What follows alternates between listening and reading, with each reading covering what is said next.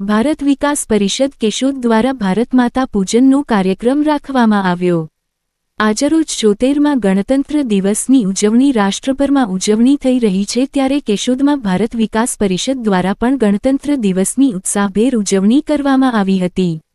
કેશોદના તાલુકા પંચાયત સામે ભારત વિકાસ પરિષદ દ્વારા ભારત માતાની વિશાળ છબી મૂકવામાં આવી હતી। ગણતંત્રની શરૂઆત સંસ્થાની પરંપરા મુજબ રાષ્ટ્રગીત વંદે માતરમ દ્વારા કરવામાં આવી હતી। ત્યારબાદ દીપ પ્રાગટ્ય સંસ્થાના સ્થાપક પ્રમુખ ડો સ્નેહલ તન્ના, પ્રમુખ શ્રી મહાવીરસિંહ જાડેજા, મંત્રી શ્રી દિનેશભાઈ કાનાબાર, ઉપપ્રમુખ આરપી સોલંકી, પૂર્વ પ્રમુખ જગમાલભાઈ નંદાણીયા, સંદેશના પત્રકાર ભરતભાઈ કક્કડ, નિશાંત પુરોહિત, દિનેશ સિદ્ધપરા વગેરે મહેમાનો દ્વારા દીપ પ્રાગટ્ય કરી કાર્યક્રમની શરૂઆત કરવામાં આવેલી હતી। આ તકે મોટી સંખ્યામાં શહેરીજનો દ્વારા ભારતમાતાનું પૂજન કરવામાં આવેલ હતું। કેશોદના આગેવાનોમાં ડો પ્રો પ્રવીણ ગજેરા, રજપૂત સમાજના પ્રમુખ સિદ્ધરાજસિંહ રાયજાદા, પોલીસ જવાનો, નગર શ્રેષ્ઠો, આમ જનતા ભારતમાતાનું પૂજન કરી ભારત માતાના તથા ભારતના બંધારણને સન્માનપૂર્વક નમન કરી ધન્યતા અનુભવી હતી।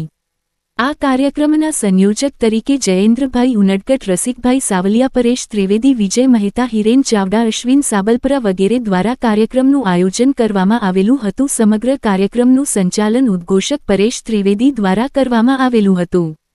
અંતમાં ભારત માતાના પૂજન અને તિરંગાને સલામી આપવા પધારેલા દરેકનો આભાર ભારત વિકાસ પરિષદના પ્રમુખ મહાવીરસિંહ જાડેજા દ્વારા વ્યક્ત કરવામાં આવેલા હતો।